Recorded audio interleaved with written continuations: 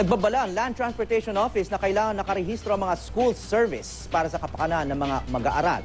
Kaya ang mga kolorum na school service hindi nakalusot sa kanilang operasyon sa Marikina City. May news to go si Victoria Tulad. Exclusive.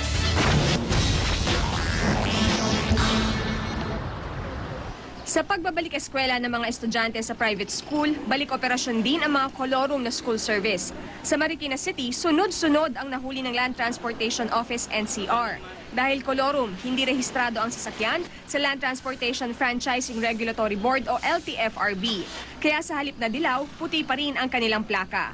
Ayon sa LTO, kailangang nakarehistro ang mga school service para magkaroon ng insurance ang mga estudyanteng ihinahatid nito. Kung kolorum kasi at na-aksidente ang sasakyan, walang mahabol ang mga magulang. Ang ibang nahuli, tumanggi ng magbigay ng pahayag. Pero si Danny Hilario aminadong wala pa siyang prangkisa. Sir, ba't hindi po kayo nakapagpa-register? Kasi na-late lang ako.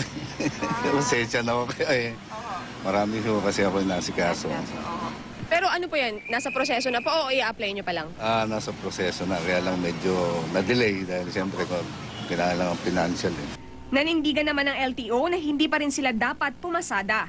Sa school po kasi malalaman natin kung gagamit kolorum. Malalaman natin mga magulang natin, verify nila kung nakarehistro niya sa akin. Ang isang service naman hinuli dahil out of line. Ayon sa rehistro nito, sa Marist School lang pwedeng magbaba at magsundo ng mga estudyante ang service. Pero nagseserbisyo pala ito sa iba pang paaralan sa Marikina.